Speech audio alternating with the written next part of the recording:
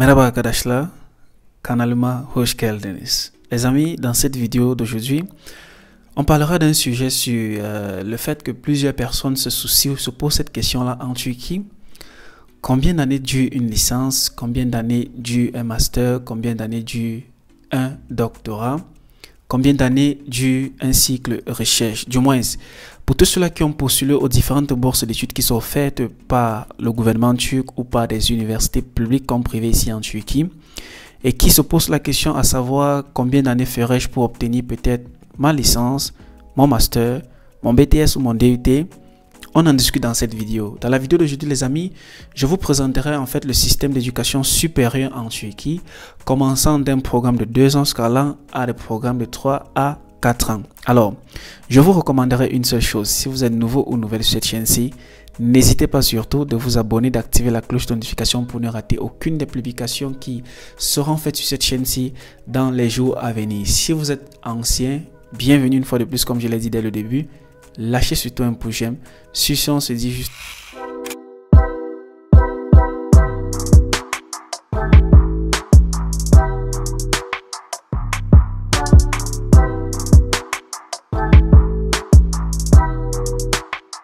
Alors, lorsqu'on parle du système d'éducation en Turquie, c'est comme le système anglo-saxon. Ça veut dire quoi? Toi qui viens en Turquie pour pouvoir faire une licence, un master ou un doctorat, quel est le nombre d'années que tu es censé faire? Quelle est la durée de ton programme ici en Turquie?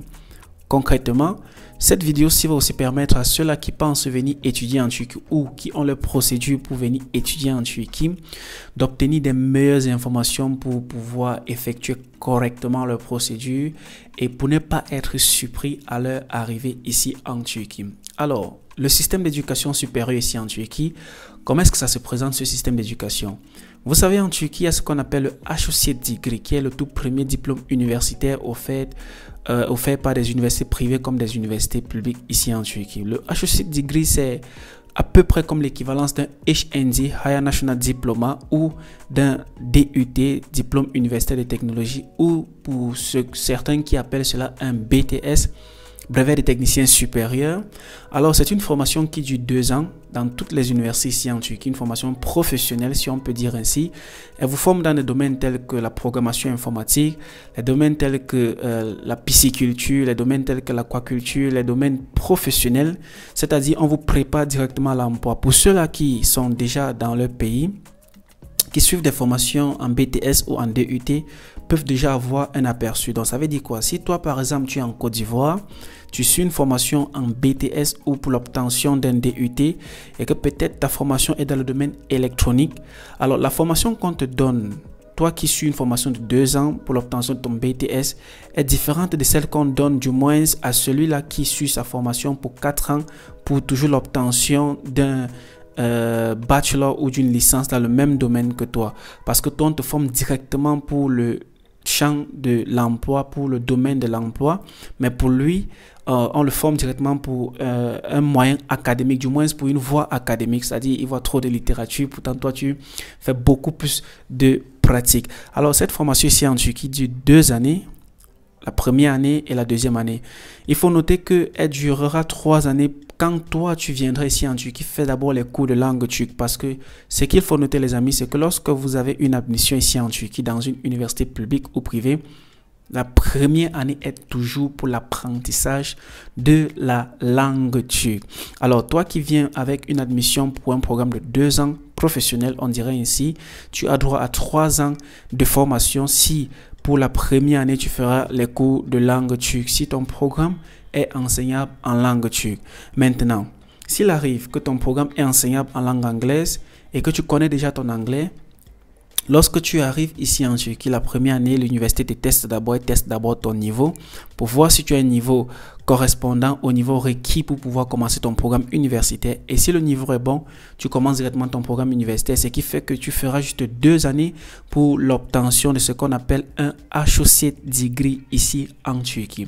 Les opportunités d'emploi après l'obtention de ce Associate Degree, on en discutera dans une autre vidéo. Alors, deuxième diplôme universitaire ici en Turquie est ce qu'on appelle le Bachelor Degree. Le Bachelor Degree est l'équivalence d'une licence dans plusieurs pays francophones. Le Bachelor Degree ici en Turquie, les amis, dure 4 ans. lorsque tu es ici en Turquie et que tu veux faire un bachelor degree, il y a plusieurs domaines, pour ne pas dire une infinité de domaines, allant dans le domaine des sciences sociales, sciences de l'ingénierie, sciences de l'éducation et tous ces domaines littéraires-là. Alors, ce qu'il faut savoir, c'est qu'ici en Turquie, lorsque tu viens faire un bachelor degree qui est une licence, dans des pays francophones, la licence dure 3 ans, dans des pays anglo-saxons, la licence dure 4 ans, ici en Turquie, la licence dure 4 ans. Il est toutefois aussi, sans oublier la possibilité de faire directement ton programme sans toutefois passer par les 1 an de cours de langue. Ça veut dire quoi concrètement? Celui-là qui vient en Turquie et qui connaît déjà l'anglais et qui a une admission pour des cours de langue enseignables en langue, du moins pour un programme enseignable en langue anglaise, il part directement composer le niveau de cours de langue dans son université, et si le niveau est bon, il commence directement son programme universitaire. Au cas contraire, si son programme est enseigné en langue anglaise et qu'il n'a pas le niveau de langue anglaise, la première année sera d'abord pour l'apprentissage de la langue anglaise. Deuxièmement, pour ceux-là qui viennent pour étudier des programmes en langue turque, la première année d'office, c'est pour l'enseignement ou l'apprentissage de la langue turque, ce qui fait que toi qui viens faire une licence ici en Turquie, au lieu de faire 4 ans de formation directe, tu feras 5 ans.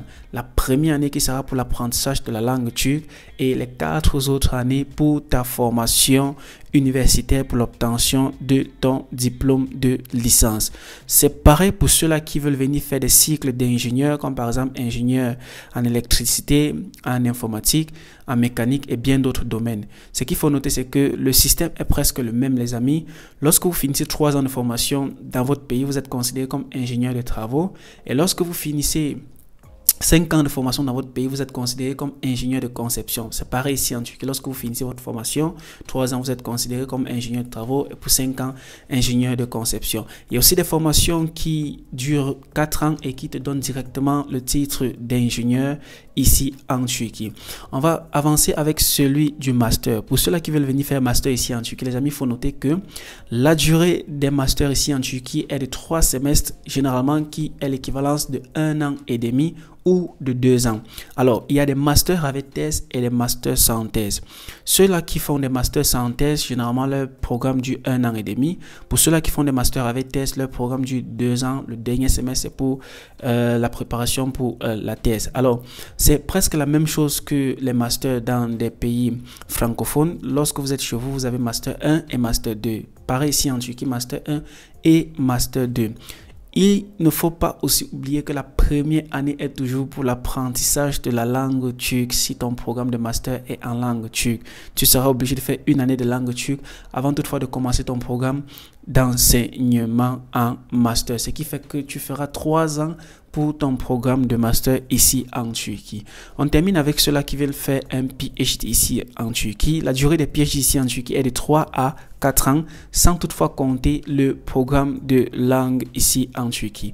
Pour ceux-là qui veulent faire un PhD enseignable en langue turque, ils ont 1 an d'abord de langue turque avant toutefois d'accéder à leur programme de formation ici en Turquie. Il faut aussi noter, les amis, que lorsque vous décidez de faire un PhD en langue anglaise ici en Turquie, que vous connaissez déjà la langue anglaise, vous accédez directement à votre programme de formation. Et de manière générale, ici en Turquie, les PhD dans des universités publiques comme privées sont généralement enseignés partiellement en anglais et partiellement en français. C'est pour ça que l'apprentissage de l'anglais est une nécessité, c'est même une obligation. Alors, je pense que cette vidéo-ci vous a donné plus d'informations pour ceux-là qui veulent venir suivre le programme universitaire ici en Turquie et qui ne connaissent pas comment le système d'éducation supérieure en Turquie se passe. Alors, les amis, je ferai une autre vidéo dans laquelle je vais expliquer les opportunités après votre formation ici en Turquie. C'est vrai que moi, je suis aussi étudiant et je cherche des opportunités après ma formation ici en Turquie. Je pense que mes recherches pourront vous aider à avoir déjà un aperçu de votre trajectoire lorsque vous seriez étudiant ici en Turquie et après votre étude ici en Turquie. Si cette vidéo-ci vous a apporté plus d'informations, n'hésitez pas surtout, comme je l'ai dit dès le début, de faire 2 choses. La première est de vous abonner, la deuxième est d'activer la cloche de notification et peut-être même la troisième est de lâcher un pouce j'aime et de partager la vidéo. Sur ce, on se dit à la prochaine vidéo. Portez-vous excellemment très bien. Je suis Donald Christian. Ciao.